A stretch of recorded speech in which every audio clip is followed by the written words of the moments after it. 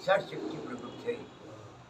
ઈચ્છા શક્તિ, સહન શક્તિ, સમજ શક્તિ, વિચાર શક્તિ, શ્રવણ શક્તિ, ઉદાર શક્તિ, આવી શક્તિઓ એ કઈ બાયુ જેવા લુગડા પહેરે નાટક વાળી ન હોય. આ શક્તિઓ છે. બ્રહ્મની એવી ઈચ્છા છે કે હું એક મને અનંત રૂપે થાવ.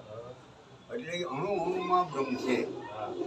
આવી પણ એ જગત એને જોઈ નો એ કે નામ રૂપ ને ઘાટ ને જોવે છે. જેવી રીતે આપણે હાર કરાવવા લઈએ તો આપણને હાર જ દેખાય છે. અને આપણે કે હાર આપો 1 તોલાનો 2 તોલાનો જે થઈ ગયું એટલા ગ્રામ થાય છે. એ આપણે હાર આપે પણ એ લે હોના ભાવ. અને આપણે કદાચ હાર વેચવાઈ ગયા હોય તો કે અમારે હાર વેચવો છે, કેટલા ગ્રામ છે, કેટલા ગ્રામ, તો એ હાર આપણે હાર વેચીએ પણ એ હોનું લે છે, એટલા ગ્રામ શું તમારું હાર જો પૈસા. એમ આપણી દ્રષ્ટિમાં ઘાટ છે, હોની દ્રષ્ટિમાં હોનું. એમ આપણી દ્રષ્ટિમાં જગત છે, સંતની દ્રષ્ટિમાં બ્રહ્મ છે. મનમાં તો ઈચ્છા, પછી સબળ શક્તિ પડી બ્રહ્મની ઈચ્છા એ ઓમકાર. ઓહમ એ બ્રહ્મ હું છું એમ પોતે કહે છે. મેં કીધું ખીમજીભાઈ કોણ? એ હું છું. એટલે તમે ખીમજીભાઈ બોલો પણ એવું ના બોલ્યા હું ખીમજીભાઈ, એ હું છું એમ. એ અહમ એવો નાદ થયો. અને એનો એ નાદ બ્રહ્મ છે. એ 36 જાતના વાટા વગાડે છે ગગન મંડળમાં. અને એમાંથી સોહમ આજે છે એ હું છું. હા, એ સોહમ સદબ્રહ્મ છે, એ શૂન્યમાં છે. પછી એમાંથી હંસ બ્રહ્મ, સોહમ ઉલટ હંસો, એ હંસો હૃદય કમળમાં છે. અને ઓમકાર ચંદ ગુણવાળો જે છે એ નાભી કમળમાં છે. અને એમાં 3 ગુણ છે. એની ઓમકાર ફાટી નવખંડ ભયા રસ્તા ગયા ભૂલાય. કબીર કે રામાનંદ ગુરુ હંસ ક્યાં ટુકડામાં મારે કે પણ એ આ 5 ટુકડા છે. એમાં એક તામસ ટુકડા માલી 5 ભૂત થયા. એક રજોગુણી ટુકડા માલી એમાંથી ઊંધેમાંથી જે પાંખડું બીજું આવે હેઠેલી ગણી તો હેઠું પૃથ્વી જળ તેજ ને વાયુ આ 5 થયા. અને આકાશ 5.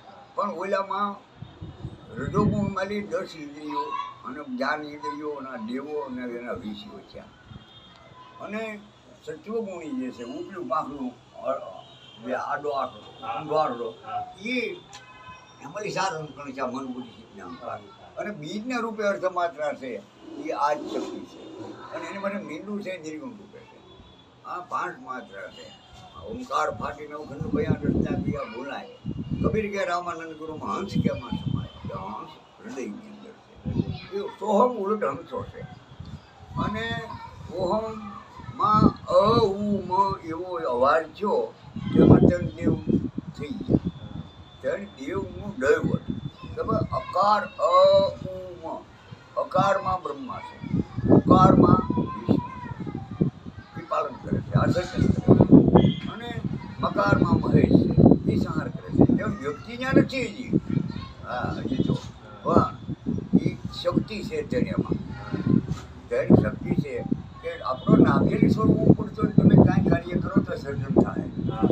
હા, પણ ઉકારમાં પાલન થાય, ચોથા પણ થાય, ખાટ પૂરી કરાય, પાઠમાં થાય. અને મકારમાં સંહાર થાય છે. જે કોઈ અનિષ્ટ તત્વોનો નાશ કરવો હોય કે ઉત્પાદન કરવું હોય તો એ મકાર. આ અ ઉ મ ત્યાં. પછી એથી આગળ વધ્યા તે બહાર નીકળ્યો તો ડાબા ભાગમાં ઈંડા નાડી આવે છે. એમાં એ શક્તિ રૂપે છે, ઈંડા નાડી. અને આ નર રૂપે છે, એ નારી રૂપે છે. અને વસાળ નપુંસક રૂપે છે. 2 માં લેતો. એમાં ડાબી નાડીમાં સંસાર ભોગવે તો દીકરી થાય અને ઓલામાં દીકરો થાય. અને પછી હવે એ આખે હાર કરશે. મારું નેતાનું જિલ્લાઓ જો એનો હાર વધે તારું ને કે હાર કરે. અહીંયા હારું નતો હું પણ બોલતો નથી.